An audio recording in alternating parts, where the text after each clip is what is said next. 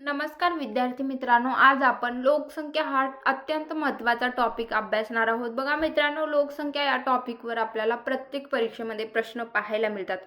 त्यामुळे मी लोकसंख्या टॉपिकमधील IMP प्रश्न या व्हिडिओमध्ये घेतलेले आहेत. त्यासाठी व्हिडिओ शेवटपर्यंत बघा, नक्की तुम्हाला फायदा होईल. चला तर आपण पहिला प्रश्नाला सुरुवात करू. पहिला प्रश्न बघा, सन 2011च्या जनगणनेनुसार लोकसंख्येच्या दृष्टीने महाराष्ट्राचा भारतात कितवा क्रमांक लागतो?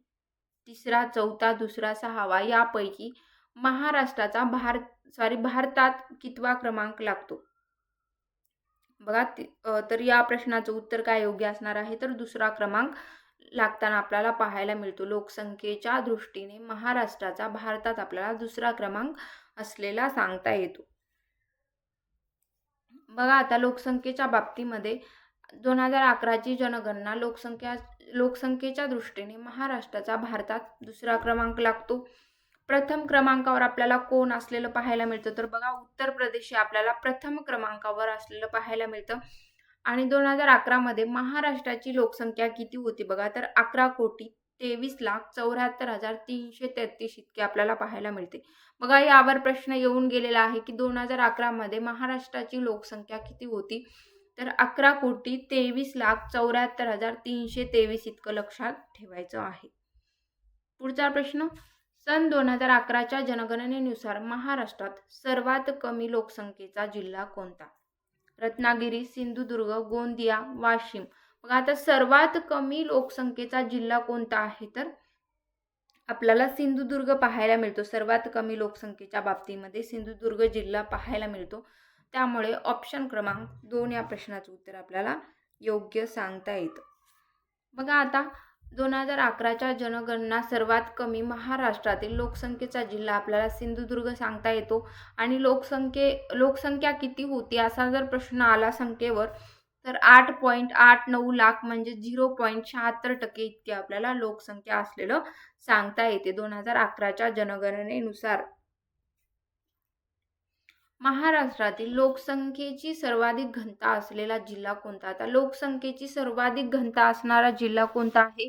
औरंगाबाद, भंडारा, मुंबई उपनगर आणि ठाणे यापैकी ऑप्शन काय योग्य असणार आहे? तर बघा सर्वाधिक घनता असलेला जिल्हा आपल्याला मुंबई उपनगर सांगता येतो. म्हणजेच ऑप्शन क्रमांक 3 या प्रश्नाचं उत्तर आपल्याला योग्य सांगता येतं. बघा आता महाराष्ट्रातील लोकसंख्येची सर्वात कमी घनता असणारा कोणता जिल्हा आपल्याला सांगता येतो? तर बघा सर्वात कमी असणारा आपल्याला गडचिरोली सांगता येतो.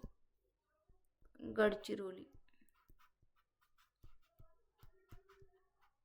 आणि सर्वाधिक आपल्याला मुंबई उपनगर सांगता येतो. महाराष्ट्रातील अनुसूचित जमातीच्या लोकसंख्येच्या टक्केवारीनुसार शेवटून चौथा जिल्हा कोणता आहे? चंद्रपूर, भंडारा, कोल्हापूर आणि सिंधुदुर्ग. बघा शेवटून चौथा जिल्हा आपल्याला सिंधुदुर्ग सांगता येतो. त्यामुळे ऑप्शन क्रमांक 4 या प्रश्नाचं उत्तर आपल्याला योग्य सांगता येतं. बघा आता सर्वाधिक आदिवासींचे प्रमाण कोणत्या जिल्ह्यामध्ये आपल्याला पाहायला मिळतं? तर नंदुरबारमध्ये सर्वाधिक आदिवासींचे प्रमाण पाहायला मिळतं. पण सर्वाधिक आदिवासींची संख्या आपल्याला कोणत्या जिल्ह्यामध्ये पाहायला मिळते? तर नाशिक जिल्ह्यामध्ये आपल्याला सर्वाधिक संख्या पाहायला मिळते आदिवासी जमातीची. आणि सर्वाधिक प्रमाण जर विचारलं तर नंदुरबारमध्ये. 2011च्या जनगणनेनुसार गोंदिया जिल्ह्याची लोकसंख्या घनता किती? बघा आता लोकसंख्या घनता आपल्याला विचारलेला आहे, ते पण गोंदिया जिल्ह्याची. 251, 252, 253, 254 यापैकी ऑप्शन काय योग्य असणार आहे? तर बघा 253 म्हणजे ऑप्शन क्रमांक 3 या प्रश्नाचं उत्तर आपल्याला योग्य सांगता येतं. पुढचा प्रश्न, खालीलपैकी भारतातील सर्वात तरुण राज्य कोणतं? सर्वात तरुण राज्य कोणतं आहे? सिक्कीम, गोवा, केरळ, त्रिपुरा. बघा सर्वात तरुण राज्य आपल्याला गोवा हे सांगता येतं. जनगणना 2011 प्रमाणे यवतमाळ जिल्ह्याचे स्त्री पुरुष प्रमाण किती? आता यवतमाळ जिल्ह्याचे 2011 प्रमाणे स्त्री पुरुष प्रमाण विचारलेलं आहे. 935, 931, 946 आणि 952 यापैकी ऑप्शन काय योग्य असणार आहे? तर 952 इतकं सांगता येतं. बघा 2011 प्रमाणे यवतमाळ जिल्ह्याचे स्त्री पुरुष प्रमाण आपल्याला 952 इतकं सांगता येतं. बघा आता जनगणना 2011 प्रमाणे आपण बघू. यवतमाळचे स्त्री पुरुष प्रमाण किती होते? 952 होते. महाराष्ट्राचे स्त्री पुरुष प्रमाण किती होते? 929 होते. आणि महाराष्ट्राचे बाललिंग गुणोत्तर जर प्रश्न विचारला तर आपल्याला 894 इतकं सांगता येतं. 2011च्या जनगणनेप्रमाणे यवतमाळचे स्त्री पुरुष प्रमाण 952, महाराष्ट्राचे स्त्री पुरुष प्रमाण 929 आणि महाराष्ट्राचे बाललिंग गुणोत्तर आपल्याला 894. पुढचा प्रश्न, यवतमाळ जिल्ह्याचे टिंबटिंब या आदिवासी जमाती आढळतात. गोंड, कोलाम, परधाम यापैकी सर्वच. ऑप्शन काय योग्य असणार आहे बघा. आपल्याला गोंड पाहायला मिळते, कोलाम पाहायला मिळते, परधाम पाहायला मिळते. त्यामुळे यापैकी सर्वच ऑप्शन हे आपल्याला योग्य म्हणता येईल. पुढचा प्रश्न, भारतात दर किती वर्षांनी जनगणना करण्यात येते? बघा 10 वर्षांनी, 15 वर्षांनी, 7 वर्षांनी आणि 5 वर्षांनी. तर भारतात दर 10 वर्षांनी जनगणना करण्यात येते. त्यामुळे आपल्याला ऑप्शन क्रमांक 1 या प्रश्नाचं उत्तर योग्य सांगता येतं. बघा आता भारतात दर 10 वर्षांनी जनगणना करण्यात येते. पूर्ण आकडेवारीसह पहिली जनगणना आपल्याला किती सांगता येते? तर बघा 1881 इतकी सांगता येते. आणि स्वातंत्र्यानंतरची पहिली जनगणना आपल्याला 1951 इतकी सांगता येते. बघा स्वातंत्र्यानंतरची पहिली जनगणना 1951 आणि पूर्ण आकडेवारीसह पहिली जनगणना आपल्याला सांगता येते 1881. 2011चे जनगणनेनुसार महाराष्ट्राची प्रति चौकिमी लोकसंख्या घनता टिंबटिंब आहे. आता किती आहे? 365, 351, 256 आणि 356. यापैकी ऑप्शन काय योग्य असणार आहे बघा.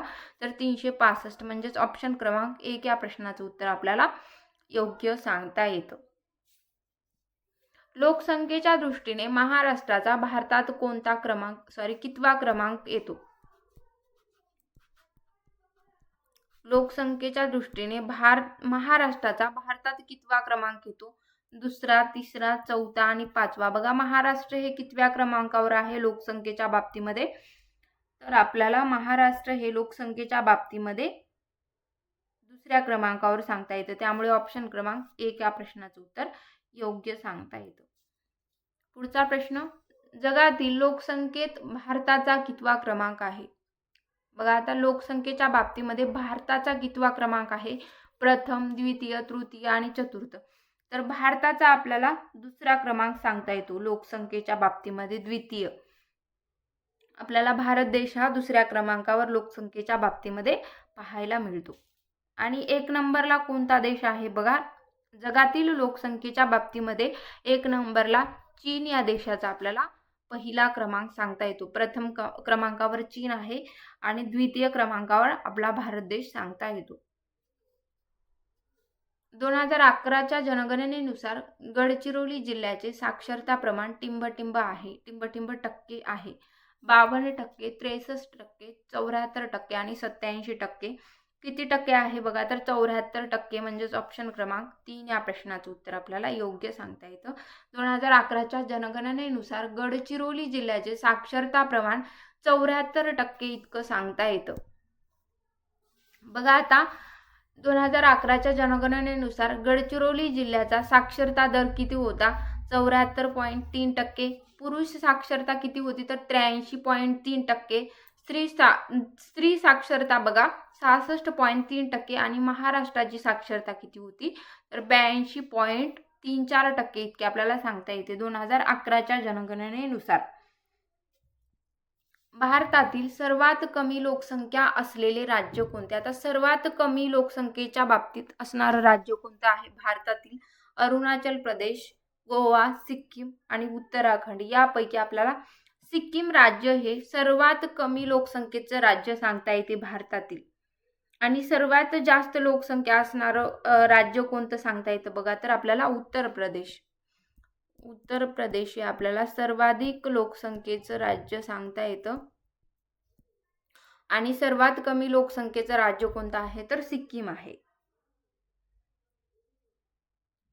भारतात साक्षरतेचे प्रमाण सर्वात जास्त टिंबटिंब राज्यात आहे. बघा आता कोणत्या राज्यामध्ये साक्षरतेचे प्रमाण सर्वात जास्त आहे भारतामध्ये, तर आपल्याला केरळ राज्यामध्ये भारतातील साक्षरतेचे प्रमाण सर्वात जास्त सांगता येतं. बघा आता पुढचा प्रश्न, महाराष्ट्र राज्याची नागरी लोकसंख्या एकूण लोकसंख्येच्या किती टक्के इतके आहे? 50.2%, 45.2%, 35.2% आणि 55.2%. यापैकी ऑप्शन काय योग्य असणार आहे? तर बघा 45.2% इतके आपल्याला पाहायला मिळते. महाराष्ट्र राज्याची नागरी लोकसंख्या एकूण लोकसंख्येच्या 45.2% इतकी आपल्याला पाहायला मिळते. महाराष्ट्र राज्याची नागरी लोकसंख्या बघा 45.2%, ग्रामीण लोकसंख्या किती आहे तर 54.78% आणि नागरी लोकसंख्येबाबत महाराष्ट्राचा क्रमांक कितवा आहे तर प्रथम आहे. बघा नागरी लोकसंख्येच्या बाबतीत जर विचार केला तर महाराष्ट्राचा आपल्या प्रथम क्रमांकावर असलेला नंबर पाहायला मिळतो. पुढचा प्रश्न, 2011चे जनगणनेनुसार खालीलपैकी कोणते राज्याचे स्त्री पुरुष प्रमाण हे राष्ट्रीय स्त्री पुरुष प्रमाणापेक्षा कमी आहे?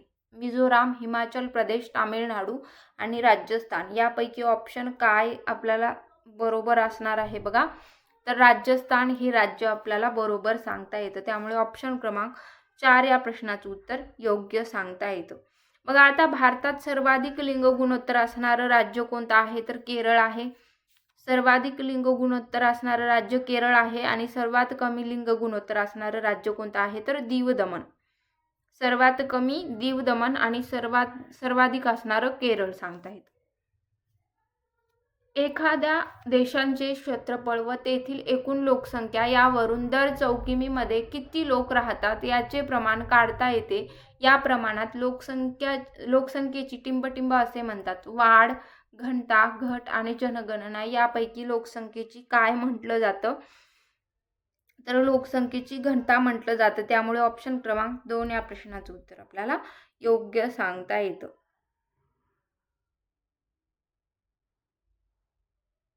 2011च्या जनगणनेनुसार बघा भारताची घनता किती होती तर 382 चौरस किलोमीटर इतकी भारताची सांगता येते आणि महाराष्ट्राची घनता किती होती बघा तर 365 इतकी महाराष्ट्राची घनता सांगता येते. पुढचा प्रश्न बघा, लोकसंख्येची सर्वात कमी घनता असलेले केंद्रशासित प्रदेश कोणता आहे? बघा सर्वात कमी घनता असलेला केंद्रशासित प्रदेश आपल्याला विचारलेला आहे. गोवा, पॉंडिचेरी, चंदीगड आणि अंदमान निकोबार. यापैकी लोकसंख्येची सर्वात कमी घनता असलेला केंद्रशासित प्रदेश आपल्याला विचारलेला आहे. तर बघा अंदमान निकोबार आपल्याला पाहायला मिळतो, त्यामुळे ऑप्शन क्रमांक 1 या प्रश्नाचं उत्तर योग्य सांगता येतं. बघा आता भारताची लोकसंख्या घनता किती आहे तर 382 चौरस किलोमीटर इतके आपल्याला सांगता येते. सर्वाधिक घनता आपल्याला दिल्लीची सांगता येते आणि सर्वात कमी घनता असलेलं राज्य आपल्याला अरुणाचल प्रदेश सांगता येते आणि सर्वात कमी घनता असलेला केंद्रशासित प्रदेश कोणता आहे तर अंदमान निकोबार आहे. बघा भारताची लोकसंख्या घनता किती आहे 382 चौरस किलोमीटर. सर्वाधिक घनता दिल्लीची पाहायला मिळते आपल्याला. सर्वात कमी घनता असलेलं राज्य कोणतं आहे अरुणाचल प्रदेश आहे आणि सर्वात कमी घनता असलेला केंद्रशासित प्रदेश कोणता आहे तर अंदमान निकोबार आहे. बघा राज्य विचारलं तर अरुणाचल प्रदेश आणि केंद्रशासित प्रदेश जर विचारला तर अंदमान निकोबार. पुढचा प्रश्न, भारतातील सर्वाधिक स्त्रियांचे प्रमाण असणारे राज्य कोणते? बघा आता सर्वाधिक स्त्रियांचे प्रमाण असणारे राज्य कोणते? उत्तर प्रदेश, केरळ, पश्चिम बंगाल आणि महाराष्ट्र. यापैकी ऑप्शन काय योग्य असणार आहे? बघा तर केरळ हे सर्वाधिक स्त्रियांचे प्रमाण असणारे राज्य आपल्याला भारतामधील पाहायला मिळते, त्यामुळे ऑप्शन क्रमांक 2 या प्रश्नाचं उत्तर आपल्याला योग्य सांगता येतं. पुढचा प्रश्न,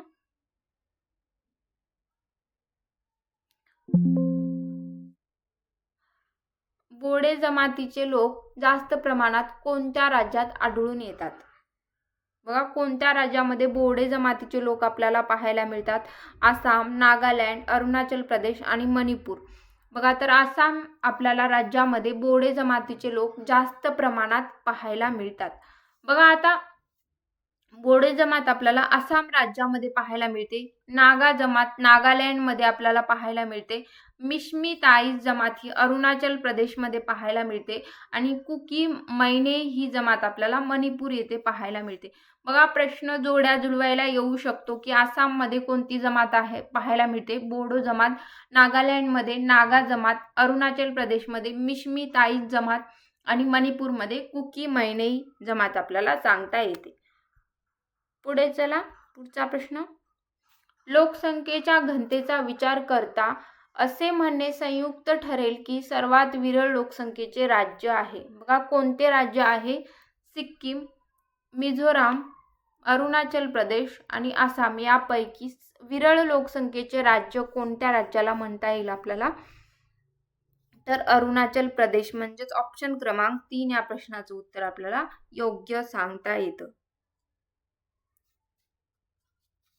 मुंडा आदिवासी जमात मुख्यत्वे टिंबटिंब राज्यात आढळते. बघा कोणत्या राज्यामध्ये आढळताना आपल्याला पाहायला मिळते? तर झारखंड राज्यामध्ये आपल्याला पाहायला मिळते. त्यामुळे ऑप्शन क्रमांक 2 या प्रश्नाचं उत्तर योग्य सांगता येतं. मुंडा जमात हे झारखंड राज्यामध्ये आपल्याला म्हणजे पाहायला मिळते. पुढचा प्रश्न. देशात साक्षरतेमध्ये सर्वात कमी प्रमाण कोणत्या राज्याचे आहे? आता साक्षरतेमध्ये सर्वात कमी कोणत्या राज्याचे प्रमाण आहे देशामध्ये? राजस्थान, बिहार, हरियाणा, उत्तर प्रदेश यापैकी ऑप्शन काय आपल्याला योग्य देता येईल? बघा तर बिहार या राज्यामध्ये साक्षरतेमध्ये सर्वात कमी प्रमाण असलेलं आपल्याला पाहायला मिळतं. त्यामुळे ऑप्शन 2 या प्रश्नाचं उत्तर योग्य असणार आहे. बघा आता भारताची साक्षरता आपल्याला 72.08 इतकी पाहायला मिळते. सर्वाधिक साक्षरता दर असलेलं राज्य आपल्याला केरळ सांगता येते. 94% इतके आपल्याला साक्षरता दर सांगता येतो आणि सर्वात कमी साक्षरता दर असलेलं राज्य कोणतं आहे? तर बिहार सांगता येतं. बघा सर्वाधिक केरळ राज्य आणि सर्वात कमी असलेलं आपल्याला बिहार राज्य सांगता येतं. देशामध्ये महाराष्ट्र लोकसंख्येच्या बाबतीत टिंबटिंब क्रमांक तर क्षेत्रफळाच्या दृष्टीने टिंबटिंब क्रमांकाचे राज्य आहे. आता महाराष्ट्राचे लोकसंख्येच्या बाबतीत आणि क्षेत्रफळाच्या दृष्टीने कोणते क्रमांक लागतील? 2 आणि 3, 3 आणि 4, 3 आणि 2 आणि 4 आणि 2 यापैकी ऑप्शन कोणता नंबर लागेल बघा महाराष्ट्राचा? तर 2 आणि 3. बघा 2 व 3 देशामध्ये महाराष्ट्र लोकसंख्येच्या बाबतीत दुसऱ्या क्रमांक तर क्षेत्रफळाच्या दृष्टीने तिसऱ्या क्रमांकाचे राज्य आपल्याला सांगता येतं ते म्हणजे महाराष्ट्र राज्य. पुढचा प्रश्न. सन 2011च्या जनगणनेनुसार महाराष्ट्राच्या लोकसंख्येची घनता किती आहे? 2002 प्रति चौरस किमी, 202 प्रति चौरस किमी, 465 प्रति चौरस किमी, 799 प्रति चौरस किमी आणि 365 प्रति चौरस किमी. यामध्ये ऑप्शन काय योग्य असणार आहे? बघा सन 2011च्या जनगणनेनुसार महाराष्ट्राच्या लोकसंख्येची घनता आपल्याला ऑप्शन क्रमांक 4 या प्रश्नाचं उत्तर योग्य सांगता येतं की 365 प्रति चौरस किमी इतकी आपल्याला सांगता येते. किती? 365 चौरस किलोमीटर. त्यामुळे ऑप्शन क्रमांक 4 या प्रश्नाचं उत्तर योग्य सांगता येते. बघा सर्वात कमी घनता असलेला जिल्हा कोणता आहे? तर गडचिरोली आहे आणि सर्वाधिक घनता असलेला जिल्हा आपल्याला मुंबई उपनगर सांगता येतो. भारतातील लोकसंख्येच्या दृष्टीने सर्वात मोठे राज्य कोणते आहे? आता लोकसंख्येच्या दृष्टीने सर्वात मोठं राज्य आपल्याला भारतातील विचारलेलं आहे. महाराष्ट्र, झारखंड, बिहार आणि उत्तर प्रदेश. बघा आता लोकसंख्येच्या बाबतीमध्ये सर्वात मोठे राज्य भारतातील आपल्याला उत्तर प्रदेश सांगता येतो. ऑप्शन 4. बघा आता पुढे काही जाणून घेऊ आपण. सर्वाधिक लोकसंख्या उत्तर प्रदेशमध्ये आपल्याला सांगता येते. सर्वाधिक साक्षरता केरळमध्ये आपल्याला सांगता येते. सर्वाधिक घनता बिहारमध्ये आणि सर्वाधिक लिंग गुणोत्तर केरळमध्ये. सर्वात मोठा धर्म आपल्याला हिंदू धर्म सांगता येतो. बघा उत्तर प्रदेशमध्ये आपल्याला सर्वाधिक लोकसंख्या सांगता येते, केरळमध्ये सर्वाधिक साक्षरता, बिहारमध्ये सर्वाधिक घनता, केरळमध्ये सर्वाधिक लिंग गुणोत्तर आणि सर्वात मोठा धर्म हिंदू धर्म. भारतातील लोकसंख्येची गणना ही किती वर्षांनी केली जाते? बघा आता लोकसंख्येची गणना आपल्याला दर 10 वर्षांनी, दर 5 वर्षांनी, दर 20 वर्षांनी आणि दर वर्षांनी. तर लोकसंख्येची गणना किती वर्षांनी केली जाते? तर दर 10 वर्षांनी आपल्याला भारतातील लोकसंख्येची गणना करताना पाहायला मिळते. बघा आता जनगणनेची सुरुवात 1872 साली कोणी केली? तर लॉर्ड मेयोनी केलेली आपल्याला सांगता येते. कधी केली? 1872 मध्ये जनगणनेची सुरुवात आपल्याला लॉर्ड मेयोनी केलेली सांगता येते. बघा 1881 पासून दर 10 वर्षांनी नियमित जनगणना केली जाते. कधीपासून? 1881 पासून. 2011 ची ही 15वी जनगणना असलेलं आपल्याला सांगता येतं. 2011 ची ही कितवी जनगणना होती? तर 15वी जनगणना असलेलं सांगता येते. बघा आता 10 वर्षांनी मानवी जनगणना केली जाते, दर 5 वर्षांनी पशु जनगणना केली जाते. बघा दर 5 वर्षांनी पशु गणना केली जाते आणि दर 4 वर्षांनी आपल्याला व्याघ्र गणना केली जाते. 10 वर्षांनी मानवी जनगणना, 5 वर्षांनी पशु गणना आणि 4 वर्षांनी व्याघ्र गणना केलेली लक्षात ठेवायचं आहे. आणि 2011 मध्ये कितवी जनगणना होती? तर 15वी जनगणना ही 2011 मधली आपल्याला सांगता येते. आणि जनगणनेची सुरुवात कधी झाली? तर 1872 साली. आणि कोणी केली? तर लॉर्ड मेयोनी आपल्याला जनगणनेची सुरुवात केलेली सांगता येते. विकसनशील देशामध्ये लोकसंख्या स्तूप कसा असतो? बघा आता लोकसंख्या स्तूप कसा असतो विकसनशील देशामध्ये? अरुंद पाया आणि रुंद माथा, रुंद पाया आणि रुंद माथा, रुंद पाया आणि अरुंद माथा, अरुंद पाया आणि माथा. यापैकी विकसनशील देशामध्ये लोकसंख्या स्तूप कसा असतो? बघा तर रुंद पाया आणि अरुंद माथा. त्या ऑप्शन 3 या प्रश्नाचं उत्तर योग्य सांगता येतं. बघा रुंद पाया आणि अरुंद माथा असं आपल्याला पाहायला मिळतं. महाराष्ट्राचे स्त्री पुरुष लिंग गुणोत्तर किती आहे? 982, 981, 990 आणि 929. यापैकी महाराष्ट्राचे स्त्री पुरुष लिंग गुणोत्तर आपल्याला 929 इतकं सांगता येतं. ऑप्शन क्रमांक 4.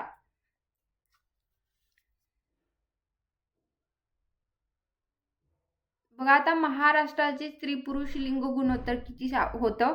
तर 929. तसंच भारताचे लिंग गुणोत्तर जर प्रश्न आला किती होतं? तर 943 इतकं आपल्याला भारताचं लिंग गुणोत्तर सांगता येतं. आणि सर्वाधिक लिंग गुणोत्तर असलेले राज्य कोणतं आहे? तर केरळ राज्य आपल्याला सर्वाधिक लिंग गुणोत्तर असलेलं राज्य केरळ राज्य सांगता येतं. देशातील 100% साक्षर असलेला जिल्हा कोणता? तर 100% साक्षर असणारा जिल्हा कोणता आहे? बघा सिंधुदुर्ग, बरतवान, वर्धा आणि एर्नाकुलम. तर एर्नाकुलम हे आपल्याला 100% साक्षर जिल्हा सांगता येतो. त्यामुळे ऑप्शन 4 या प्रश्नाचं उत्तर योग्य असणार आहे. केरळ राज्य भारतातील सर्वात साक्षर राज्य आहे. बघा आता भारतातील केरळ राज्य हे सर्वात साक्षर राज्य आहे. केरळ राज्यातील एर्नाकुलम जिल्हा देशातील 100% साक्षर जिल्हा आहे. बघा 100% साक्षर जिल्हा कोणता आहे? तर एर्नाकुलम जिल्हा आपल्याला सांगता येतो. आणि पोतनीकद जिल्हा एर्नाकुलम भारतातील पहिले साक्षर गाव आहे. बघा साक्षर गाव जर विचारलं तर केरळ राज्यामध्ये पोतनीकद हे गाव जिल्हा कोणता आहे? तर एर्नाकुलम जिल्हा हे आहे. बघा भारतातील पहिले साक्षर गाव पोतनीकद यावर प्रश्न आलेला आहे. आणि जिल्हा जर विचारलं तर एर्नाकुलम जिल्हा आणि राज्य जर विचारलं तर केरळ राज्य. महाराष्ट्रातील साक्षर जिल्हा आता बघा महाराष्ट्रातील जर विचारलं तर सिंधुदुर्ग, पण भारतातील सर्वात साक्षर राज्य आपल्याला केरळ सांगता येतं. पुढचा प्रश्न, महाराष्ट्र राज्यात लोकसंख्येची सर्वात कमी घनता असलेला जिल्हा कोणता? ठाणे, नागपूर, यवतमाळ, गडचिरोली.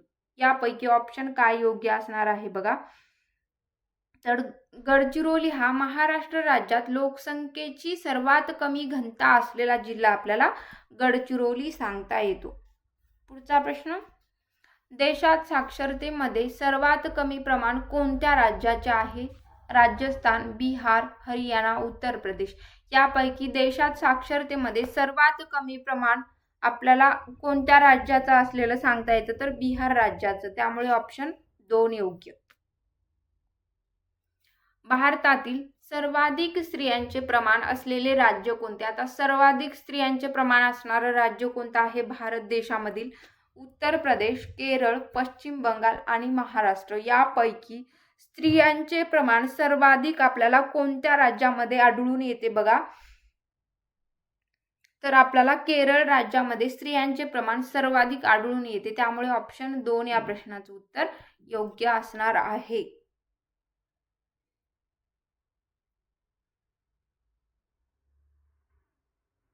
पुढचा प्रश्न, टिंबटिंब हे लोकसंख्या सर्वात विरळ घनतेचे राज्य आहे. सिक्कीम, मिझोराम, अरुणाचल प्रदेश, आसाम. तर अरुणाचल प्रदेश हे लोकसंख्या सर्वात विरळ घनतेचे राज्य असलेलं आपल्याला अरुणाचल प्रदेश सांगता येतो. ऑप्शन 3 योग्य. 2011च्या जनगणनेची घोषवाक्य कोणते? बघा आता घोषवाक्य होते काही, तर कोणतं होतं? छोटे कुटुंब, सुखी कुटुंब, समाजभिमुख जनगणना हीच प्रेरणा, हम दो हमारे दो, आपली जनगणना आपले भविष्य. यापैकी घोषवाक्य 2011च्या जनगणनेचं काय होतं? तर आपली जनगणना आपले भविष्य. म्हणजेच ऑप्शन क्रमांक 4 या प्रश्नाचं उत्तर आपल्याला योग्य सांगता येतं. बघा आता भारतात जनगणनेची सुरुवात कधी झाली? तर 1872 मध्ये आपल्याला जनगणनेची सुरुवात झालेली सांगता येते. आणि कोणी केली? तर लॉर्ड मेयोनी आपल्याला जनगणनेची सुरुवात केलेली सांगता येते. पुढचा प्रश्न, भारतातील टिंबटिंब या राज्याचे लिंग गुणोत्तर सर्वाधिक आहे. बघा कोणत्या राज्याचे लिंग गुणोत्तर सर्वाधिक आहे? उत्तर प्रदेश, पंजाब, हरियाणा, केरळ. तर केरळ या राज्याचे आपल्याला लिंग गुणोत्तर सर्वाधिक असलेलं पाहायला मिळतं. आणि हरियाणा या राज्याचे लिंग गुणोत्तर सर्वात कमी. आता सर्वात कमी जर विचारलं तर हरियाणा सांगता येतं बघा. कमी जर विचारलं तर हरियाणा येतं आणि सर्वाधिक जर विचारलं तर केरळ राज्य आपल्याला सांगता येतं. आणि बेटी बचाओ बेटी पढाओ ही योजना आपल्याला हरियाणामधूनच सुरू झालेली सुद्धा सांगता येते. बघा आता केरळचे लिंग गुणोत्तर सर्वाधिक म्हणजे 1084 इतकं आहे. हरियाणा या राज्याचे लिंग गुणोत्तर काय आहे? तर सर्वात कमी आहे.